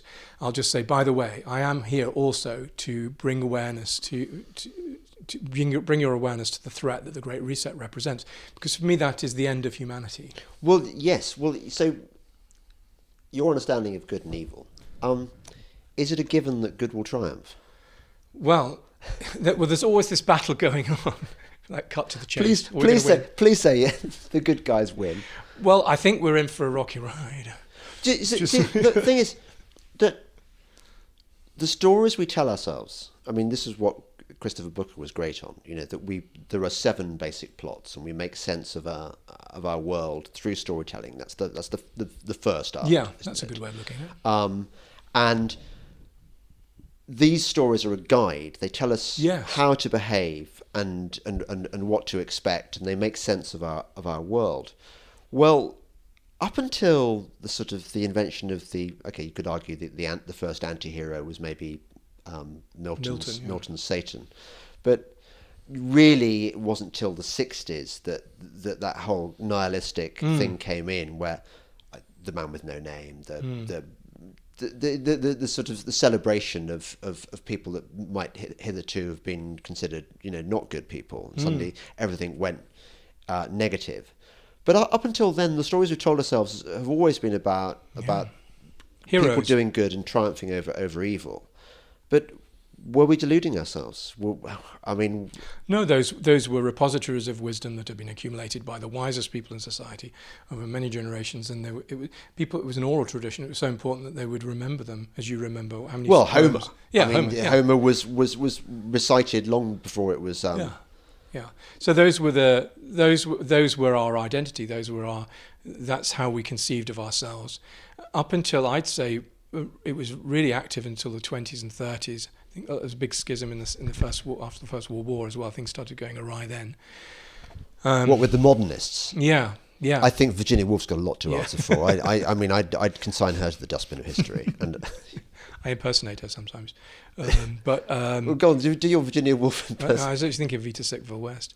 No, we'll go into the impersonations later. Yeah. But it's when modernism unhitched itself, didn't it, from the great traditions, and then that's continued with the dissing of the canon, the Western canon of literature.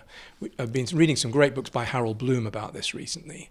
Now, I'm not totally in favour of having this calcified canon of Western literature, but it's a good place to start. It's a good place to start. I think you should be. There's one of my previous podcast guests, whose name temporarily eludes me, has written very, very well on the importance of the canon. Really? Yeah. Oh, it's absolutely brilliant. Yeah. I used to have it by my loo, because I just used to dip into it. Wonderful. And I'll make sure you get a copy. And in fact, we're going to have a break soon so that I can cut the film thing into two halves. Otherwise, it would be impossible to. Let's do that now. Yeah, should we do that? Yeah. So, Jonathan, we had just had the most amazing thing there, didn't we? Because I was actually thinking the 3-pill psilocybin might be okay for you, but I was slightly tripping out there. Not so that I'm out of control, really? but definitely I'm on another plane. Let's say. Are you? Yeah. Well, that's a bit novel. I thought you were looking a little entranced. Yes, I think entranced is exactly what it is. When you were doing this with your finger, I was going, oh wow. Oh hell, what have I done? But anyway, the tea will. We were talking about the canon. Yeah. And you said to me before, this is extraordinary. You said to me about these sort of moments of synchronicity or whatever that you get absolutely when you start doing microdosing.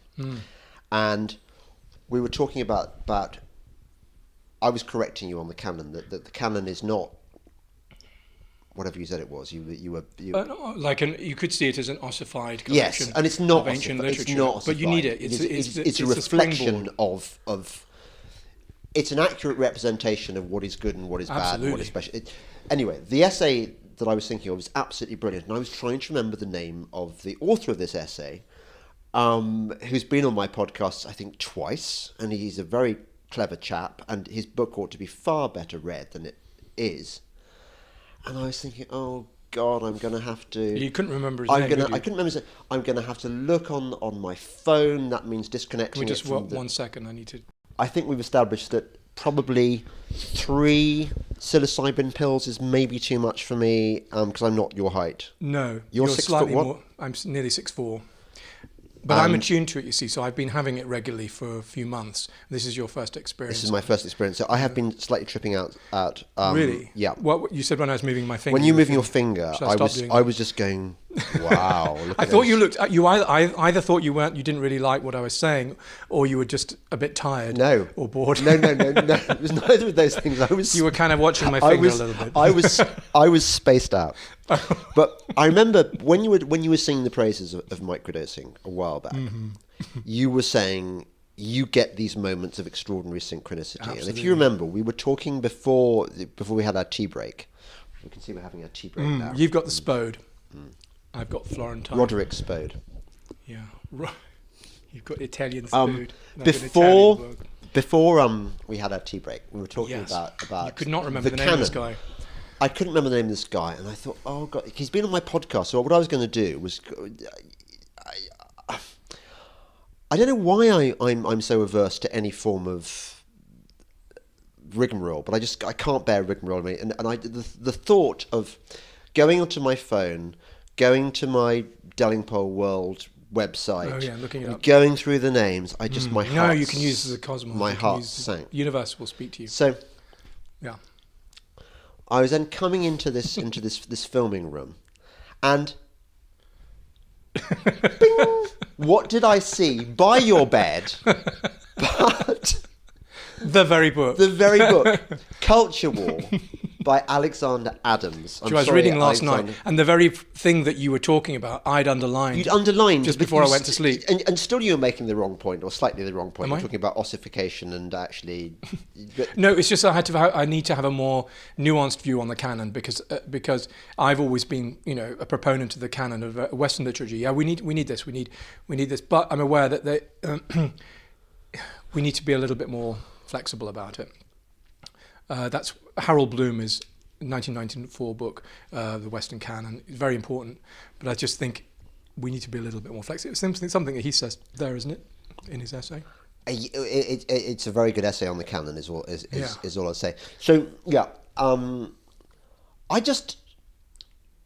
That's what academia needs to stick with, obviously. Otherwise, we'll all go Fruit Loop. We'll all become, be indoctrinated by woke politics, and nobody will be able to communicate with each other because they lost the ability to debate, they lost the ability to think, because even when Margaret Thatcher was interviewed in the 80s, early 90s, and they said, do you think classical education is important? She said, oh yes, without a classical education, you don't know how to be. It teaches you how to be and how to think. And then she mentioned some writers like Cicero, which is a good one to pick, which a writer who was studied for 2,000 years up until about the 1920s. When you went to university, you didn't do all of this atomized study. You would basically study the letters of Cicero, the letters and the speeches of Cicero, and it would teach you the arts of rhetoric and how to express yourself and how to think. And then that was your basis, that was your bedrock. Yeah. And it was universal across the whole Western world.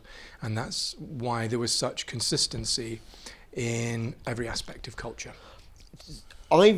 Within our lifetime, and I'm sure that this was the same for the generation born before us, but I think it's been particularly noticeable in our lifetime, is the dumbing down that has taken place with it. Well, I mean, this Bloom dealt with that in The Closing of the American Mind. Yes. But it's extraordinary, for example, the English teachers that I had at Malvern in the late 70s and early 80s.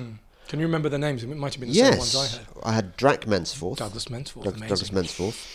I had. Can I just interject and tell me what he told me to do? He caught me in the corridor one day and he said, "Have you read Milton's Paradise Lost?" Yes. And I said, "No." And he was, "What?"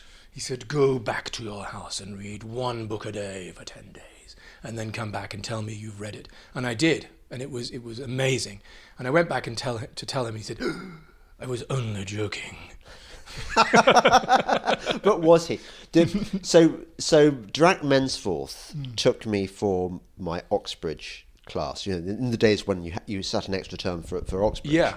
And it was extraordinary how much you crammed into that term. Was it AS level or something like that? It was. Well, it was just you were not bound by the curriculum. Right. Yeah. So I read the complete works of John Ford, for example. I read Henryson. Yeah. Before Troyes and Cresside. Testament of Cressade. Yeah. We did the which same thing. you never study normally. Not really, no. Normally. Now, I don't mean to diss Malvern as it is now, but there's no way that any child there is reading the Testament of Cressade by Henryson or studying Probably Ford not. or It's an astonishing school with amazing facilities. They all went to Oxford and Cambridge. Oxford and Cambridge in those days. Teachers just don't and haven't, and those that have, unfortunately, have not really had a very good education at Oxford or Cambridge. They've been, it's that anti-art. Well, it's cultural new criticism, yes, deconstructionism. Yeah. So you don't read the texts in order to have superlative experiences. you learn about social constructs, and it's interpreted in a different way. It takes all the joy out of it. So we were so lucky. We were probably right at the end of that period, weren't we? Because by the time I went to university, we were into, as I said, Edward Said's Orientalism. It was all about deconstruction. There was no sense of joy in the way that the subject matter was presented. So I'm living this. Just have to pause 1 second. Phone. It's the subsidiaries. Oh right. Okay. Hello. Oh, thank you. Do you want to just push the door and leave it inside? Thank you. Sorry about this. Ben can edit this out. I just love. He's so good. Okay, just briefly. Okay, good. Postmodernists and the canon. Oh, brilliant. Postmodernists loathe the canon for its specific qualities and its existence. The canon accretes slowly and selectively. It cannot be changed for political reasons, and it cannot be legislated upon.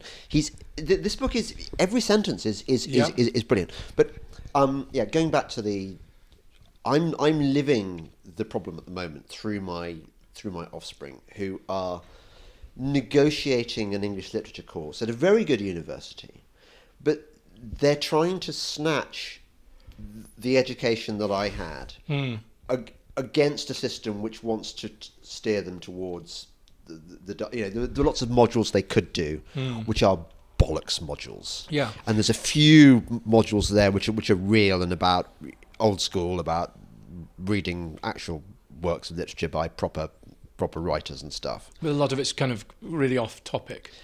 They're in a better position than most. I mean, I dread to think we know what course they offer at Leeds now. I think the Leeds they got rid of Chaucer, and they've got rid of.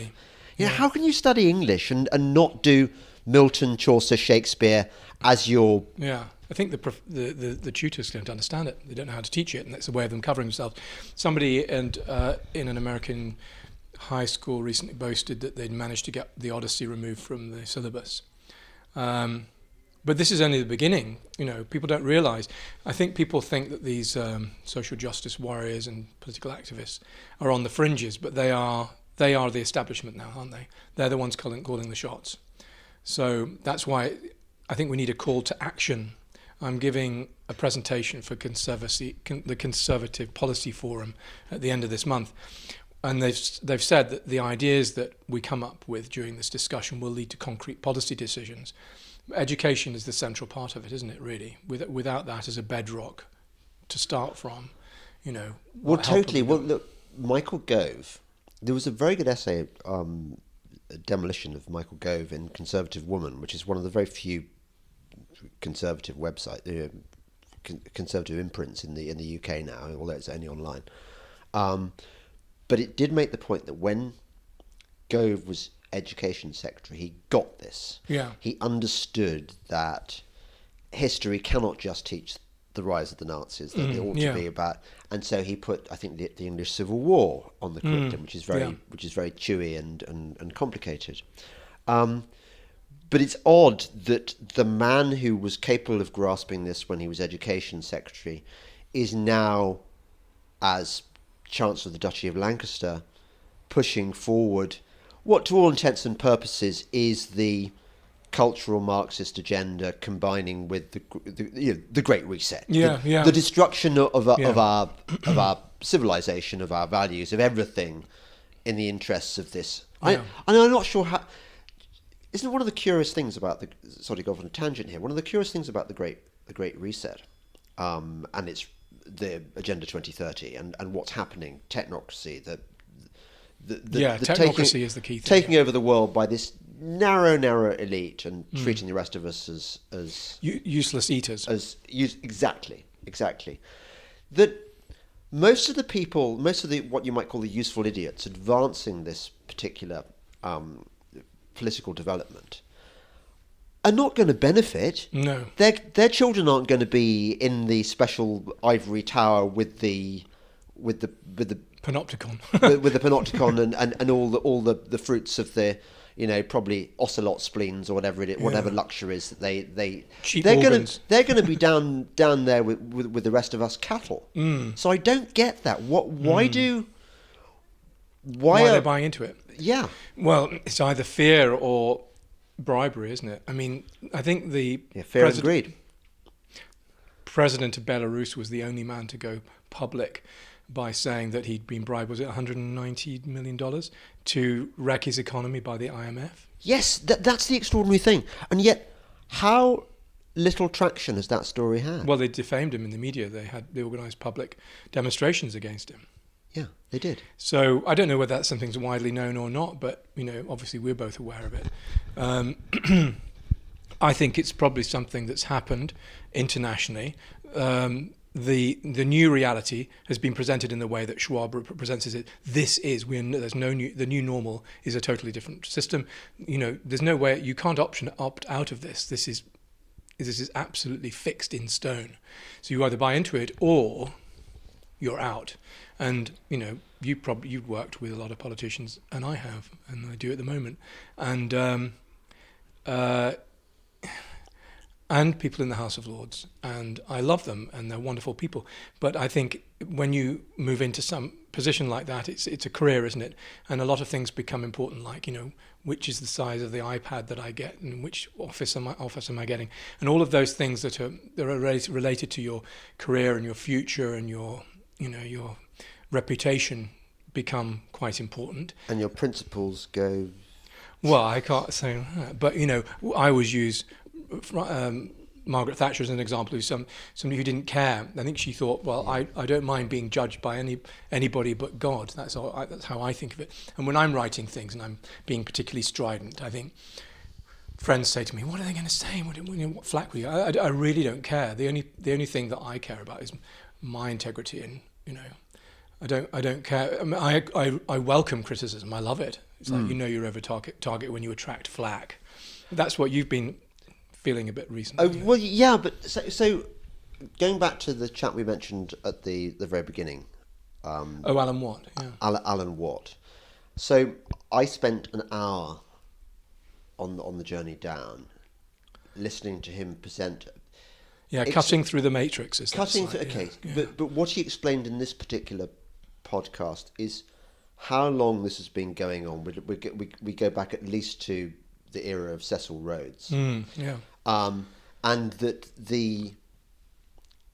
he talks about how in the 1920s cocaine and jazz were used to they essentially want to destroy the family unit. Yeah. They want to destroy.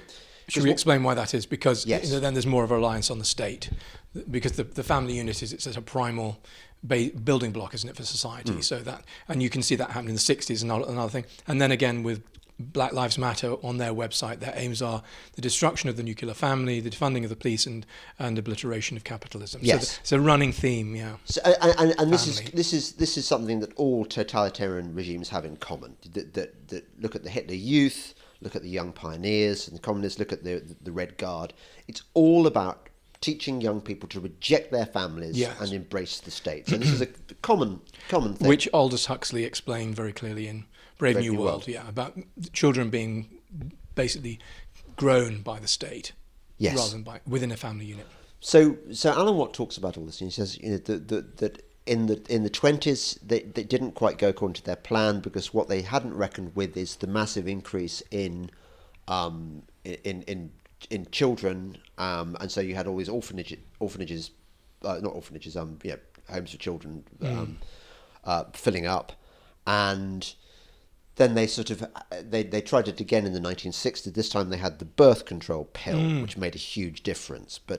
And he talks about how I've heard this stuff before, and previously I've sort of thought, well, this is so much woo, but now I'm aware that he was right. Yeah. That about how the television mimics your alpha waves, and it just brainwashes you. It was Alan Watt who I heard say, I've been listening for about 6 years, and he said, I've only met one person who worked in the CIA, and he wouldn't tell me anything at all about his work. The only thing he would say is, never watch television. Really? Because it's not just the content, it's the physical. Apparently they worked out the flicker rate would send you into this alpha state. So when I found it when I did used to watch TV. You'd switch on something you did want to watch. 3 hours later, you'd still be sitting there like this, Do you not watch TV now? Never. I have a television over there, but it's not connected to any system. So I do watch films. I watch Amazon Prime and some Netflix things. I watch The Dig on Netflix, but I'm very discriminating about it. So one of the things that Alan Watts says is that there's the plot that keeps you enticed, and you see the hero go through and they use sort of themes, don't they? But he says that what you need to do is try and persuade yourself not to get involved in the plot and look at what's going on in the background. Yes, and ancillary characters. So you watched The Dig, which I loved, and you and I both noticed, and actually Peter Hitchens, to his credit, called this one out. There's a scene, so a character played by Lily James has been shoehorned into this dig. I don't believe that she was even there in the original John Preston novel. I mean, may be wrong, but I don't think so. And she was married to a husband who was closeted gay, and she ends up expressing herself with the presumably doomed RAF pilot. Oh yeah. But there's a scene where expressing herself, where she expressing herself. Love that. Yes, very dainty phrase. Yes. But there's a scene where she turns up on the dig, and there's the chap from the British Museum who is snobbish and sexist, total misogynist. Yeah, he makes a remark about how you need a woman because she's light enough to scramble around on the dig and not affect the archaeological excavations. I mean, they were really blatant, kind of dumb script at that point. But as Hitchens pointed out, by this time, the late 1930s, women archaeologists were well established, well respected. Nobody said, "Oh, look, there's a dog walking on its hind legs." It was established that women could do archaeology too. So this is the imposition of now. This is the politically correct. So even in something gentle and allegedly historical like the dig, they cannot resist making their political point and inserting it. You see, and that was weirdly that it was shown on Netflix, and Netflix is definitely an agenda all the way through that. Yeah. If you look at Bridgerton and even the remake of Dynasty, whatever, it's social programming. Isn't it? Bridgerton particularly. Yeah. And a lot of people watch historical dramas particularly and imagine that they're seeing on a window on the past. Why wouldn't you? Why would you bother to dress people in historical costume, put them in historical situations, but then transform one aspect of it, which is the social, psychological aspect of it? If you're going to modernize something, why not film it in New York? Why not do Bridgerton in New York? And then it would make total sense. Yeah. But I can't watch it. I mean, it was filmed in Bath, so we were all excited. I saw the carriages going through the streets, and you saw the lights and cameras. We were all very excited about it, and then I switched on the first episode. I got 10 minutes in, and it wasn't because of the racial thing so much. It was just the manners and the way that people express themselves were. It was modernized, but there was no grace in the way that people moved. It's revisionism, isn't it? It's what's going on with absolutely everything. And the memory hold, it's the things that you saw in 1984 where Winston Smith I think he's given capsules of information that he has to rewrite, and then he puts them back up, these air chutes. But this is happening in real time now, so people are being shadow banned, information's just disappearing, isn't it, every moment. So that's why I save my videos on this separate website. But I think as much as possible, I want people to... Yeah, still going. Yeah. Sorry. Can you just check if mine's got the red square on the camera thing?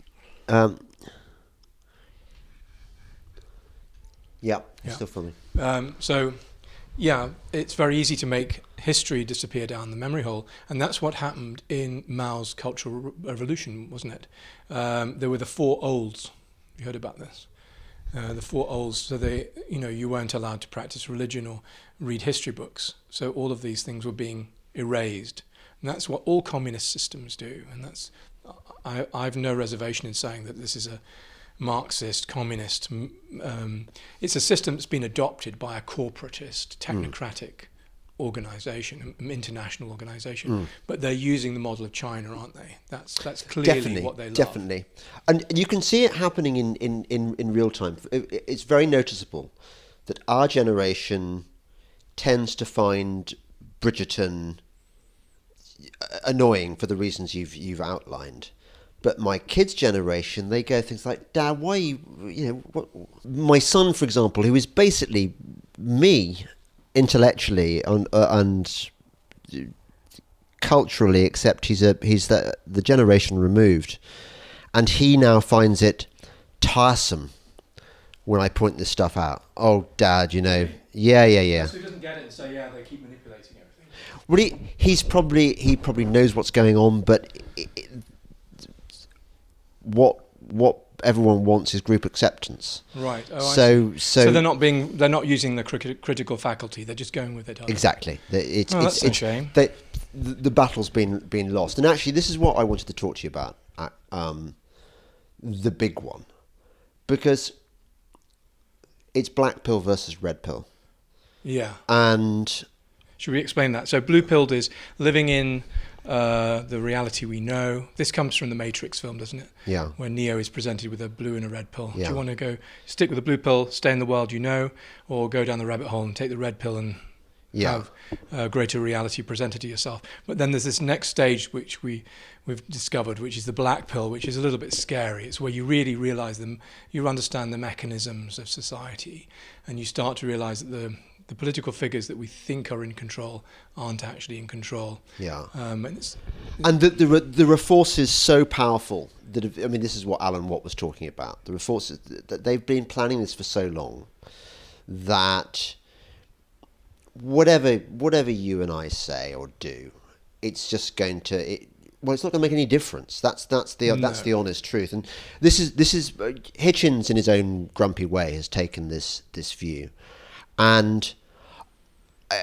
for me, the black pill is in many ways a counsel of despair. It's like, okay, well then, if there's no point, then we might as well just top ourselves, frankly. Well, I'll take this back into my own personal experience. Yes. So, being given a terminal diagnosis, yeah. You can choose to do two things. One is to give up and think everything's desperate, or you can choose to imbue every single day with a certain magic and a focus, which is what I've done. And I can honestly say the last 5 years of my life have been sensational, and they get more and more exciting every day. When I wake up, I can be excited, for instance, in the way that the light is falling on the wall against that picture in the background. As what's he called, the British painter from Yorkshire, Hockney says, he said something that I identified with. He said, I can spend an hour looking at the way that the shapes in the corner of the room join together. I get excited by that. It's those simple things, aesthetic things, can become very important. So for me, eating at the moment is an almost transcendental experience. That the tastes that I experience. And that applies to, you hear people saying this who are in a similar situation. The appearance of the buds on the trees is not just pretty, it is sensational. It's it's blooming within your heart. But then I'm somebody who's always been quite happy to incorporate very dark aspects of existence into other. In the past we were far more frequently acquainted with death. We'd see it more frequently in our communities. It wasn't spirited away. It's one of those subjects that people don't talk about anymore. But certainly the conversations I have with the palliative care team, we're in hysterics. We have a really good time. It's extraordinary. Because the way I feel about it is, well, as long as, you might just have 20 minutes of discomfort, and then, who knows where you might be next. I'm quite intrigued to find out. I know. Do you think that one does come back? Well, this is another story about reincarnation. When I was born, I remember being born, which is a bit odd, isn't it? But I remember seeing everything upside down. So the women's legs on the lino flooring in the Christiana Hartley Hospital in Southport, where I was born, were all upside down. I saw these reflections. And apparently the image on your retina is upside down, and your brain reverses it to the right way up after a few days or something like that. So everything I saw was upside down. I remember seeing that sensation. And what else to remember? So I was very overdue. I was 10 pounds 1 ounce. And I remember thinking, gosh, it's really cold and grey here. I don't like it. I want to be back with my other family in India. So half of me was still in this other realm, which was a very small, like a shack, basically, next to a river on the border of Tamil Nadu and Kerala. How do you know it was there? I can point it on a map, but I've never been. So I could smell I can smell and still smell what the earth smells like after monsoon rain.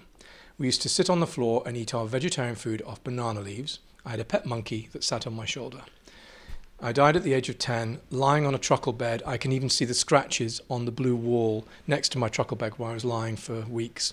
I had a sister called Akka. I can feel the metal strips in the fabric on the sari, which I was cradled in her lap.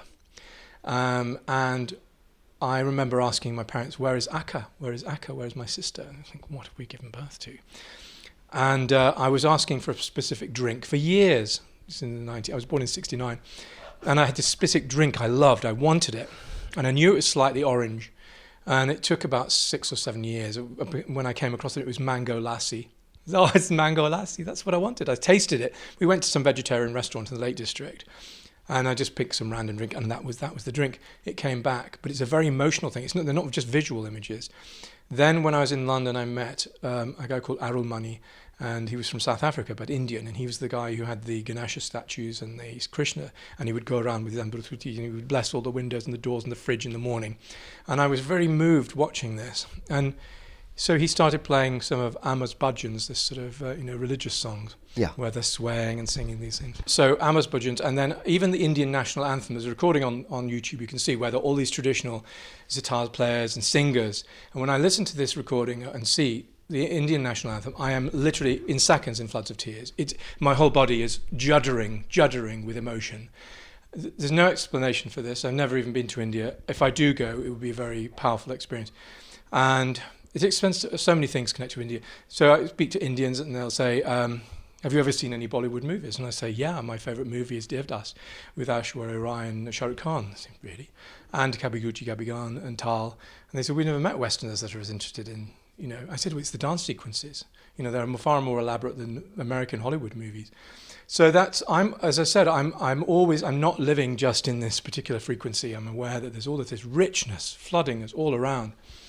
And so how do we get onto that? I can't remember. Well, we're talking about Blackpool versus Red Pill. I'm just hoping that when I'm reincarnated, I don't live in Blackpool. That'd be a real come down, because I'm hoping for somewhere in the southern hemisphere next time. Maybe Costa Rica, Peru. Yeah, but if you get reincarnated, the Great Reset will be further down the road. Oh, it won't be now. It won't be, My last reincarnation was in the 1960s. It was quite a short. I think it was about an 8 or 9 year gap between me dying as a 10-year-old in India and then being reincarnated in northern England. But it could be deep past. It's totally right. But I think your higher self chooses. You have a consultation, I think, and you choose where you're going to be reincarnated. But the other thing is, I've known about this reincarnation. It's called the tying up of strings. So I have a weird feeling this is the last one before you go into the light, whatever that means. I know it all sounds very hysterical. You're the final avatar of. Listen to what I have to say now. Yeah, I'm not going to be around much longer. Yeah, well, listen. I was thinking about this. I was going to ask you this. I was possessed by quite a powerful urge to come and see you. Yes. Did you send me that signal? Possibly. I mean, we're all interconnected, aren't we? It's like a big hologram. So, well, as I said earlier, 2 nights ago, I was pretty keen to be hooked up to the morphine driver because I was in so much pain. It's the limit. It's worse than pancreatitis. When the tumours, one of which is 10 centimetres in my chest, is pressing on the nerves and I think no painkiller can cut through that sort of pain. It's mortal agony. And I read a phrase somebody sent to me on the internet actually. It was about offering up your suffering to God. And at that point, the only thing you can do, it's such an extraordinary, extreme experience, but it's also a spiritual experience. I'm sure it's not. I haven't had it as bad as you've had it, but when I had my pulmonary embolism, the pain was so bad that all I wanted to do was assume a fetal position and for the earth to swallow me up. Yeah. It was just pain of such. You want an exit, yeah. Yes. Yeah. And you welcome death as a friend, as that Kathy Colvitts image my mother used to show me as a child.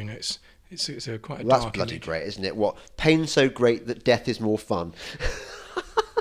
not exactly fun, but I think we have an unrealistic understanding of real life, don't we? We experience a rose because it's fleeting, it's ephemeral. Why should anything else which is living have it? It can't be eternal. It is, its beauty is in its ephemeral nature. I've always known that I would have a short, very busy life, and I knew that from my teenage years. The thing that we didn't talk, the last podcast. Oh yeah. Gosh. To tell the story about. So we went into. There came a point in the podcast. Just keep an eye on whether it does go off again. There came a point in the podcast, I remember, where I wanted to take the conversation down to this kind of spiritual stuff, and we talked about your experiences with ayahuasca and about the strange thing that you could see people behind you. Oh yeah. And when I got home and checked the podcast, I found that it had been deleted. And you kind of on some level knew this. You'd controlled the... No, I affect electronics. Remember Uri Geller? I don't know what. Yeah. He used to. My mother was holding a key one lunchtime when he was on Pebble Mill at 1. She couldn't start the car because the key had bent in her hand. So I mean, it is possible to affect the physical world through your consciousness. So. Yeah, but I find it reassuring in a way that what you've been telling me, because I think that if this world were all there is, particularly now, the circumstances that we're living through, I think that one might feel a bit despairing. Yeah, but this is a massive transformation. Although we're seeing the Great Reset, obviously on a physical level, is a terrifically dark thing, but we're going through everything is shattering.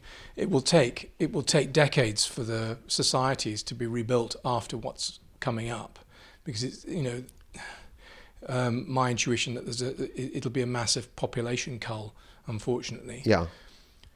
But as a result of that, things are reborn, aren't they? We have a renaissance of life, and these things have to happen. Forests burn down, and out of the ashes something new and beautiful is born, and that's a totally natural process that happens with plants, fungi, every living form. That's what happens. But we can't deny the fact that there is going to be breakdown at some point. Oswald Spengler talks about that, about the decline of the West. That's a sort of a political sort of system. But in a spiritual way, we talk about the yugas, don't we, in the Eastern systems, these great ages. We're approaching the end of one great age and the beginning of a next. But it's always a cataclysmic event. And I'm lucky I'm not going to be around to see all the nasty bits. You lucky bastard, yeah. You're going to have to deal with it all. It's not often I say to people with terminal cancer, how I envy you. But... You probably don't say that very often, though. No. It's going to be interesting. Yeah. But on some level, I've felt like, I got the good deal. I get to kind of, I'm going soon. Yeah. I wonder if we'll do, because I'm hoping you're going to come and see me at my place. Yes.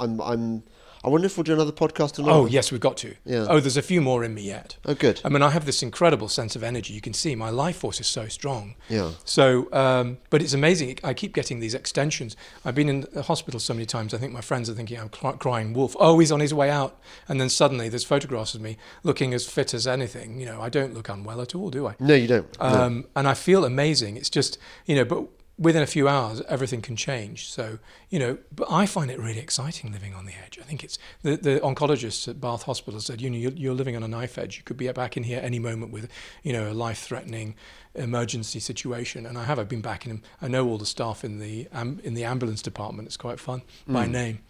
But there's something quite thrilling about living in that way. I'm not just saying it. It's quite fascinating. No. Heightening. It's almost as though you sort of invited your cancer. I mean, that it was part of the plan. I think you do make these contracts. It's weird. Well, in a way, because I knew that I would have a shorter life. I'm 52, rather than a long, boring one. And the fact that I've catalogued everything, I've made a meticulous archive of everything I've done photographically. I've always done that because I've led a very meaningful, conscious life. I haven't just drifted. I've spoken to friends in London. I said, what have you done for the last 30 years? And they said, work. Well, I've travelled all over the place. I've lived in New York, Los Angeles, Brussels, Sussex, Wales, Bath, London for 20 years. I've been consciously packing in sensations and experiences and adventures. My life's been such an adventure. I'm writing an autobiography. I hope I'll be able to finish it, called Adventures in Paint, but it's wider than that. We've done a bloody good show. It'll be able to people will love this. Yeah. No, it's been great. I think that's enough. Yeah. Okay. Cool.